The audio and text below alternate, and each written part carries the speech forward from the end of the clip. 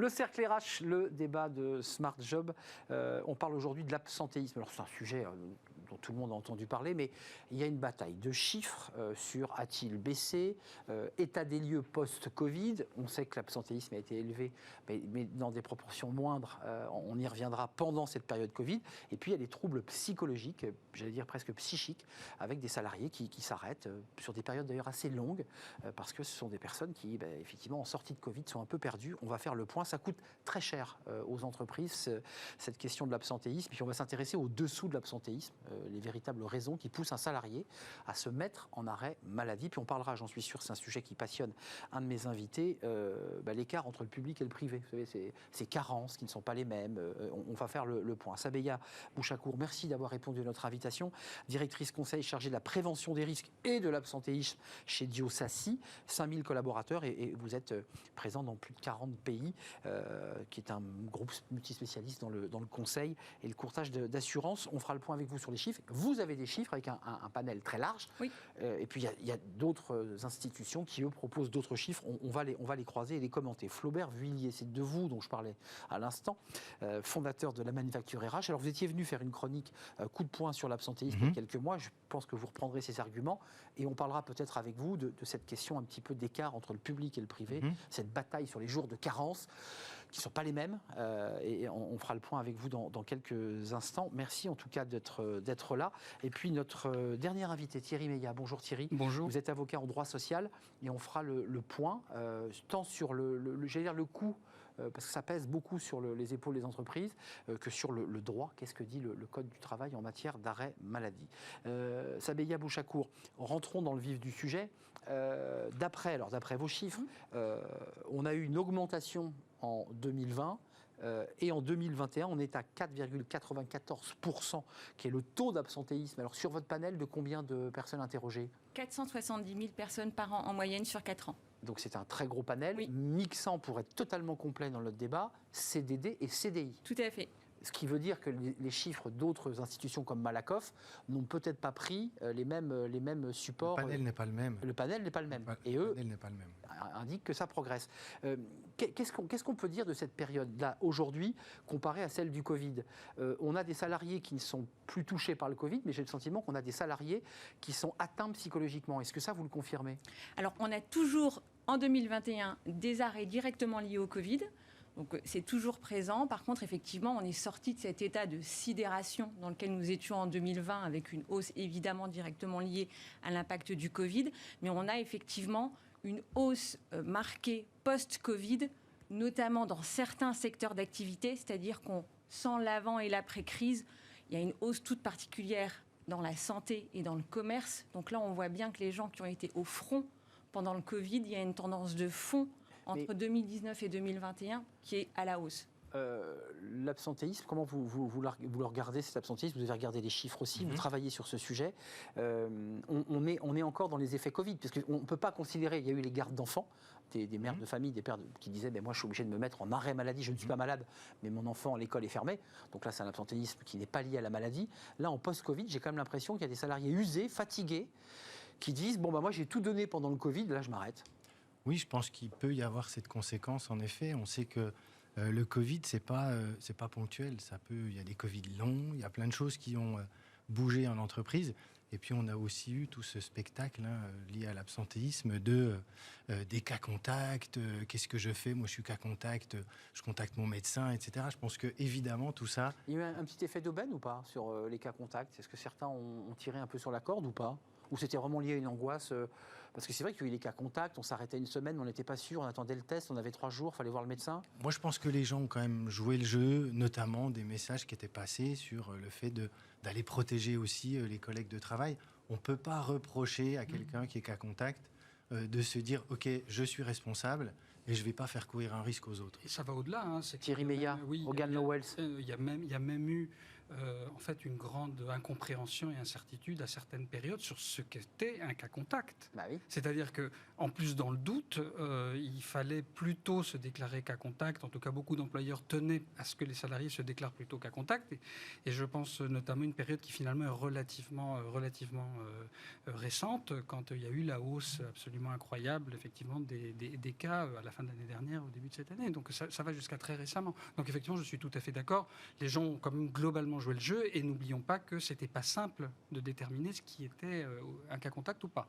En tout cas, on a une augmentation là, du nombre d'arrêts maladie, parce qu'il faut aller voir un médecin qui fait une feuille d'arrêt maladie, qui est envoyée à la Sécu, et l'entreprise ensuite doit gérer. On parlera ensuite de l'organisation d'une entreprise, lorsqu'il y a des arrêts maladie, des postes qui disparaissent dans la grande distribution, enfin qui désorganisent l'entreprise. Vous êtes allé, vous, Thierry Meillat, jeter un œil du côté de la Sécu, parce qu'on a plusieurs sources de chiffres, c'est intéressant. Qu'est-ce que dit la Sécu? Les chiffres s'arrêtent en 2020, donc on est un peu embêté là. Il y a un décalage d'un an, puisque le rapport de l'assurance maladie est publié à la fin de l'année, donc cette fois-ci fin d'année 2021 pour 2020.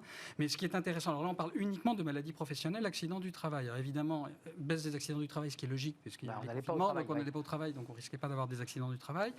Mais en revanche, en maladie, ce qui est intéressant, c'est que déjà dans ce rapport, on constate une hausse de 37% des maladies professionnelles, c'est-à-dire maladies reconnues comme telles par la sécurité sociale après une procédure particulière, parce que c'est ce qu'on appelle des maladies hors tableau, pour des maladies, des affections psychiques et psychologiques. Donc dès 2020. Oui, donc dès 2020, ça corrobore bien, en fait, ça va en tout cas dans le sens de votre étude. La sécurité sociale a constaté aussi cette évolution, et encore une fois dans un périmètre qui est plus réduit, qui est celui des maladies professionnelles, qui obéissent à un protocole très particulier. Dans l'étude que vous avez devant vous, parmi les items et les pourcentages, il y a un très fort pourcentage lié aux maladies psychologiques et psychiques. Ça, vous le constatez? Oui. On a 60% des salariés qui nous déclarent que leur métier a un impact négatif sur leur santé mentale. C'est très important. Ça fait partie des résultats qui nous ont vraiment interpellés. Donc ça interroge beaucoup. Et qui doivent interroger les entreprises. Hein. Et 50% des salariés qui déclarent que leur métier a un impact sur leur santé physique. Parce qu'on en parle trop peu. Mais le travail continue à avoir un impact physique pour beaucoup de métiers. Et ça, effectivement, ça nous a beaucoup interpellés. Donc, on a mené 2 études en parallèle. Une étude statistique à partir des données d'absence que nous avions, et une enquête réalisée auprès de 3000 salariés où on leur a posé la question très directement, pour ceux qui ont été absents en 2021, pour quel motif avez-vous été absent? 44% ont été absents pour avoir été infectés par le Covid ou cas contact. Ensuite, dans les motifs qui viennent en tête des motifs, on a les maladies saisonnières, grippe, gastro, etc., qui sont assez classiques. Et ensuite, on a les TMS et les risques psychosociaux qui représentent une part importante. Troubles musculo-squelettiques et les maladies psychiques. Tout à fait.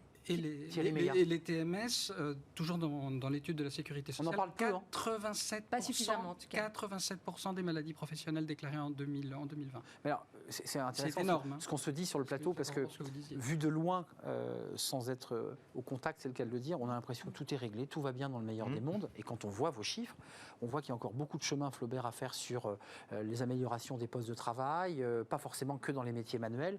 Et puis, il faut que les entreprises fassent un effort sur l'accompagnement psychique. Enfin, ça me semble être une urgence, non? Oui. Vous êtes surpris de ces chiffres-là? Alors, je suis surpris. Après, dans l'étude Malakoff, il y avait aussi une augmentation des troubles psychologiques, du bien-être des collaboratrices et collaborateurs.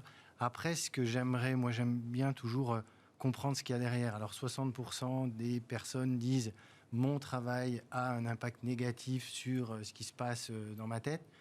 Ok, après, il y a certainement des degrés aussi. Quand on répond à une question comme ça, c'est quel est le degré? Est-ce que ça me perturbe un peu? Est-ce que ça m'empêche de dormir? Est-ce que ça m'empêche de vivre? Et auquel cas là, je serais tenté de dire, en effet, il y a des choses à mettre en place, mais il faut comprendre vraiment ce qu'il y a derrière aussi. Si on veut affiner, ils sont ensuite... encore. Voilà, ils sont ensuite 48% à nous déclarer à être stressés, quand même, ce qui est, donc, quand on interroge uniquement les gens malades... C'est le premier pas, ça. Ils sont 57% à se déclarer stressés lorsqu'on interroge que les gens ayant été malades. Et on va sûrement parler du télétravail ensuite. Oui. On parle, les salariés qui sont en télétravail, qui représentent 35% des salariés dans notre enquête, se déclarent isolés à 50%. Quand on parle de risques psychosociaux, quand on parle de risques psychosociaux, voilà, la notion de stress et d'isolement cumulés, là, ça devient des signaux d'alerte qui s'ajoutent. Juste un mot, alors ça dépasse peut-être vos compétences d'avocat en droit du travail, mais le contexte dans lequel on vit, une forme de difficulté un peu existentielle, il y a la guerre, il y a l'inflation, il y a la sortie Covid, il y a peut-être le Covid qui va revenir à l'automne, puisqu'en fait il pointe son nez à chaque automne. Est-ce que c'est pas, au-delà même des responsabilités de l'entreprise, c'est pas pour dédouaner l'entreprise, mais il y a une sorte de climat qui fait que même quand on entre et que l'entreprise fait tout ce qu'elle peut pour bien faire, on arrive, on n'est pas bien, quoi. Sur l'environnement anxiogène, évidemment, je ne me prononcerai pas parce que c'est pas mon domaine, mais par contre, ce que je peux dire, pour être avocat d'entreprise et parfois de grandes entreprises, c'est que beaucoup est fait et beaucoup a été fait. C'est ce que je dis. Du côté des entreprises depuis plusieurs années, peut-être plutôt les plus grandes, mais en fait, c'est plus général que ça. Il y a une prise de conscience. En matière de prévention, en matière, par exemple, de droit à la déconnexion, qui est devenu un sujet de négociation obligatoire, QVT, qualité de vie au travail, tout ça, ça existe dans les accords d'égalité professionnelle. Il y a beaucoup de travail qui a été fait, beaucoup de travail de prévention, des plans de prévention, le document unique d'évaluation des risques, qui est devenu essentiel pendant le Covid, qui doit faire l'objet de la consultation des CSE. Donc, ce que je veux dire, c'est que ça interroge d'autant plus, mais vous avez peut-être raison, ça peut être lié aussi avec un environnement extra-professionnel. Vous le confirmez, vous dites que les entreprises, elles ont pris conscience de plein de choses. Elles ont pris conscience. Est-ce qu'elles agissent peut-être? Je trouve qu'il y a beaucoup de choses. Le télétravail est un formidable exemple. C'était à la base la plus belle des solutions qu'on ait pu trouver, qui s'est imposée à tout le monde. Les dernières réticences sont tombées. Et puis on est en train de se rendre compte avec le temps que, ok, c'est bien, mais en abuser, ça craint, si je peux me permettre de le dire comme ça. Et là, je trouve qu'il y a une responsabilité des entreprises de mettre en place des choses pour faire bouger un peu le curseur. Ça y est, est-ce que le tout télétravail, je pense qu'on en est revenu. Oui, l'homme est un animal social, il a besoin de collaborer. Et à quoi sert l'entreprise on voit que le lieu de travail devient de plus en plus un endroit où les gens viennent travailler ensemble. Lieu de sociabilité, gérer l'administratif en télétravail. Mais n'oublions pas une chose, c'est que seulement 40% des métiers sont télétravailleurs. Bien sûr. C'est pas la majorité. Et il y en a encore beaucoup de métiers qui ne sont pas... Juste ce chiffre quand même, parce que c'est la NDRH. Alors, le panel est plus faible, parce que c'est vrai que votre étude, elle a un très gros panel, que ce soit l'enquête ou l'étude. 10 à 15%, nous dit la NDRH, d'absentéisme chaque jour en entreprise. Chiffre fin mars 2022. C'est quand même... ça donne une indication assez précise Alors, est-ce que c'est lié à la vague Covid qui continue toujours, même si les médias en parlent moins? Est-ce que c'est toute la difficulté d'affiner ces chiffres? Sur le télétravail, qu'est-ce que vous dit votre étude? Parce que les salariés, j'entends ce que dit Flaubert, on est un peu comme ça dans un mouvement de reflux. Mais en même temps, les salariés, quand on les interroge, ils vous disent, moi, je veux les deux. Oui. Je voudrais l'hybride, je voudrais être 2 jours chez moi pour travailler au calme, être bien, et puis 3 jours pour voir mes collègues. C'est un peu ça l'idée. Alors, ils plébiscitent largement le télétravail, c'est-à-dire qu'ils sont 79% à dire qu'ils sont satisfaits de l'organisation du télétravail dans leur entreprise. Mais quand on leur pose la question des difficultés soulevées par le télétravail, on parlait de l'isolement tout à l'heure, mais effectivement, toutes les questions de cohésion, les managers de proximité, pour eux, c'est très compliqué. C'est-à-dire que quand on regarde plus précisément les réponses des managers de proximité, maintenir la cohésion dans l'équipe, c'est-à-dire qu'effectivement, là où le télétravail correspondait à une réponse, à une possibilité d'avoir un équilibre vie privée, vie pro, là, on a une part importante des salariés qui nous précisent que c'est une difficulté d'avoir un équilibre vie privée. Est-ce qu'un salarié en télétravail s'arrête moins souvent qu'un salarié à temps plein 5 jours en présentiel? Ça, c'est une vraie question. Ça réduit l'absentéisme court. Ce qu'on a constaté mécaniquement, forcément, quelqu'un qui est en télétravail 2 à 3 jours par semaine, etc., on a une baisse de l'absentéisme que nous on appelle l'absentéisme perlé, c'est-à-dire court et fréquent. Par contre, l'absentéisme... Ce qui n'est pas toujours lié à une maladie, je m'autorise. Non, mais qui est lié à des difficultés d'organisation de vie, garde d'enfants. On n'est pas forcément malade. Enfin, on utilise l'arrêt maladie comme un prétexte. Alors, quand on a posé la question, est-ce que vous avez été arrêté pour d'autres motifs que pour des motifs de santé, 7% des salariés nous répondent oui. Bon. Il y a de la garde d'enfants, il y a des enjeux de proches qu'il faut aider, etc. Les aidants. Et on a 2% de salariés qui reconnaissent être arrêtés pour convenance personnelle. J'en parle parce que nous, quand on arrive en entreprise, on nous parle beaucoup d'absentéisme, de complaisance. Ça veut dire que... J'allais y venir. Est-ce qu'on est des tirs au flanc ou pas? Il n'y en a que 2% qui le disent. Alors, on en parle... Qui le disent. Alors, vous voyez comment ça met les pieds dans le plat? Oui, mais pour le coup, nous, on a plutôt tendance quand même à se fier à la sincérité des réponses qui ont été données dans cette... Parce que c'est en ligne, vous pouvez couvert Bien sûr. d'anonymat, et puis ça se recoupe plutôt bien avec les données statistiques qu'on a par Donc ailleurs. vous dites une infime minorité Oui. qui tire au flanc et qui utilise l'arrêt maladie pour aller à la pêche. Mais c'est vrai que dans les personnes qui nous répondent qu'elles n'ont pas été dans une situation de burn-out, etc., on a cette espèce de, pardonnez-moi l'expression, de ventre mou, de fatigue, de lassitude. C'est ça. Ils sont nombreux à parler de fatigue et de lassitude. Et nous, notre point de vigilance, c'est de se dire il y aura un après-Covid et l'absentéisme, il risque malheureusement d'augmenter. Flaubert Vullier et Thierry Meillard. Deux choses là. Parce que là, les tirs au flanc, c'est un vrai débat presque politique, ça. Vous savez, les arrêts maladie de complaisance, les Français sont des fainéants. Oui, après, je pense qu'il ne faut pas tirer de conclusion hâtive. En revanche, je crois que c'est dans votre étude où il y avait quelque chose sur l'absentéisme plus important à partir du moment où les gens habitent loin de leur lieu de travail. Et je pense que ça, le télétravail est une vraie bonne réponse. Et je remets Arnaud sur la table pour la 3e fois. Le télétravail thérapeutique, qui pour moi est une vraie bonne solution pour limiter ces arrêts de courte durée, permettre aux collaborateurs de ne pas perdre d'argent. Je suis pas bien, mais je bosse quand même, mais chez moi. Voilà, et permettre à l'entreprise de ne pas devoir remplacer.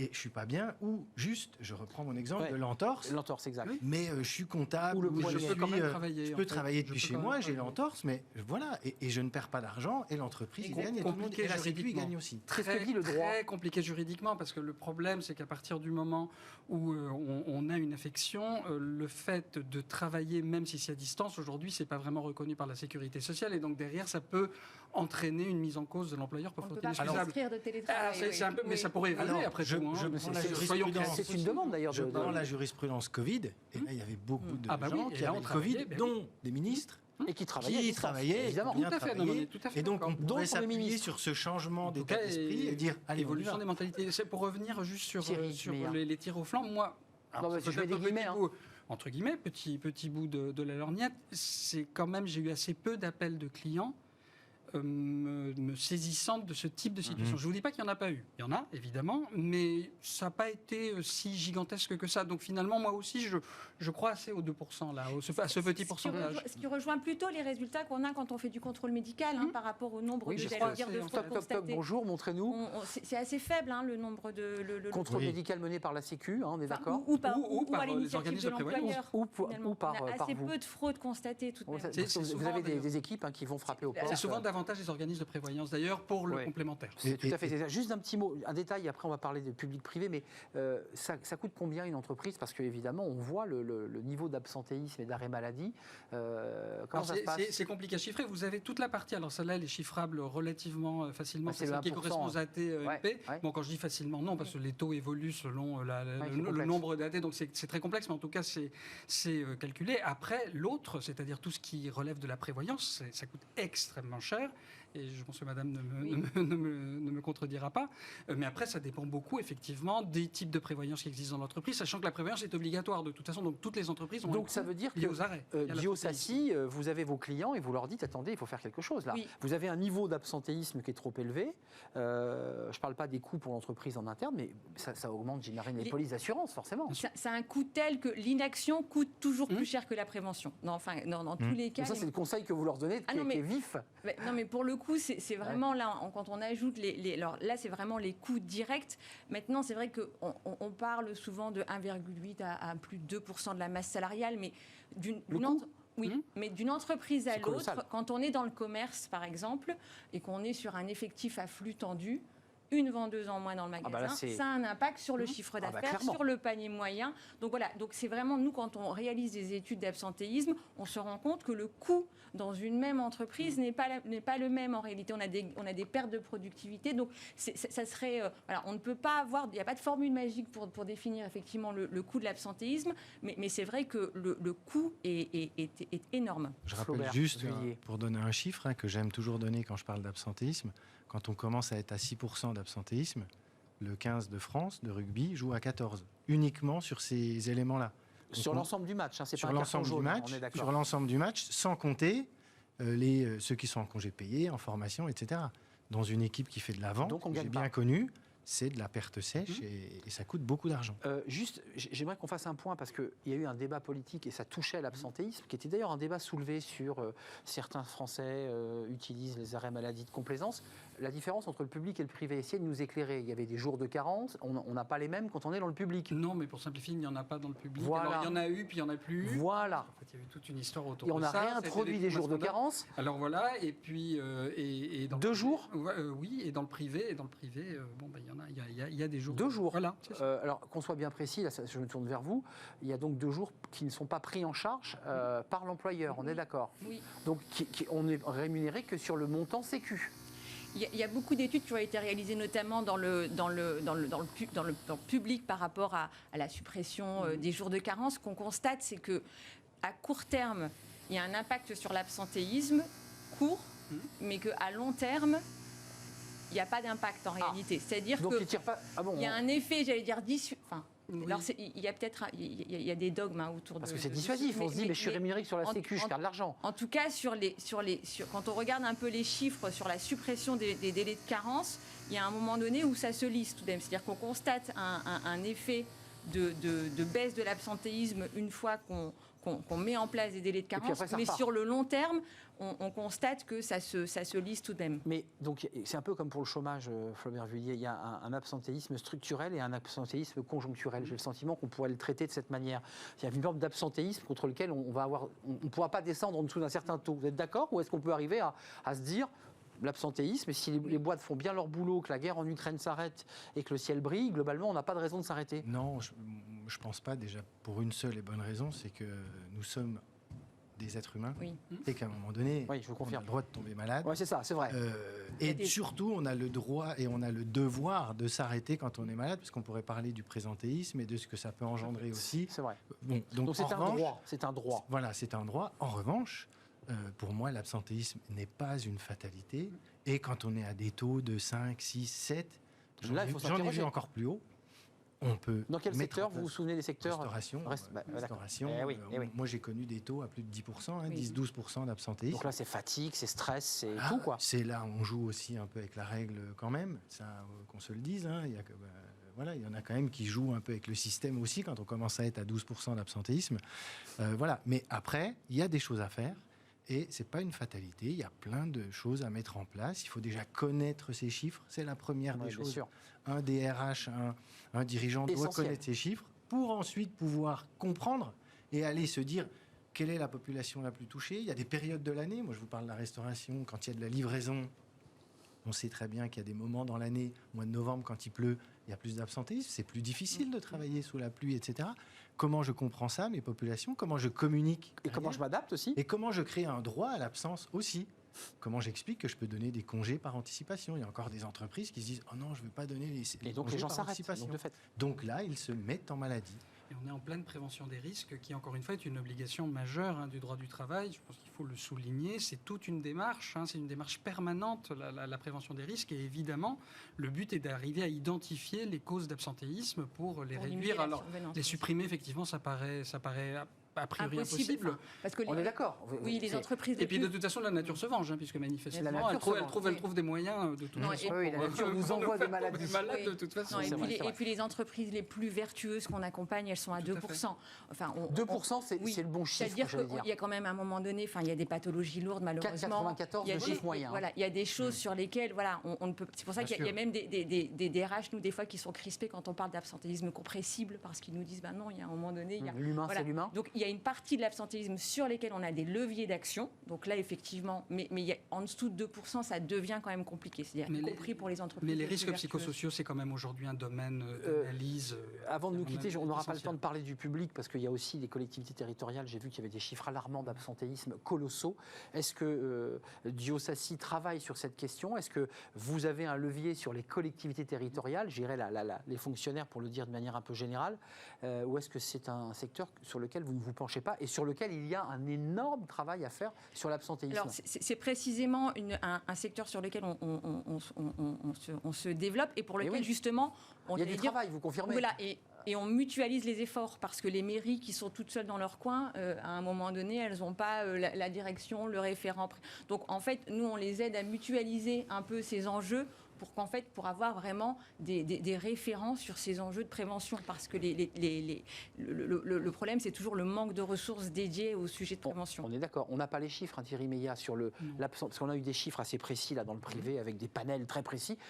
La fonction publique, c'est compliqué d'avoir des chiffres. C'est des rapports secrets. Et surtout la fonction publique territoriale, mais qui est extrêmement émiettée. Pour avoir exercé des fonctions de conseiller municipal dans une petite commune rurale, effectivement, vous parlez parfaitement des secrétaires de mairie, qui sont des postes tout à fait particuliers, qui ont des risques, et tout à fait essentiels, qui connaissent, qui sont confrontés à des risques très spécifiques et qui sont mal connus parce qu'effectivement c'est totalement émietté. En fait, on est dans un domaine largement inconnu. Donc c'est intéressant ce que vous dites, Sabeya Bouchakour, c'est que Diosassi s'oriente aussi vers un travail d'accompagnement, de prévention, parce que je pense que les chiffres sont assez alarmants. Alors simplement, si j'ai bien compris, les conseils régionaux gardent sous leur coude ces chiffres d'absentéisme. D'après les informations que j'ai pu glaner, c'est lié à un problème de sens au travail, de difficulté finalement de repères même dans l'organisation. Déjà rien que le fait de ne pas avoir les chiffres, c'est alarmant. Ça prouve qu'il y a quelque chose. Il y a des enjeux aussi de standardisation, d'avoir des outils, des modes de calcul même qui vous, soient vous les êtes dans mêmes. le flou là. Non, mais alors nous, on essaye justement de leur donner des éléments de benchmark et de les accompagner, y compris pour se positionner les uns par rapport aux autres, parce que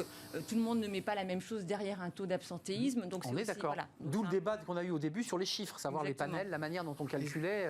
Et c'est ça qui est important, c'est de pouvoir se comparer. Exactement. Mais voilà, sur la durée surtout, donc prendre des données, les suivre et pouvoir les faire baisser. Pouvoir constater les choses. Exactement.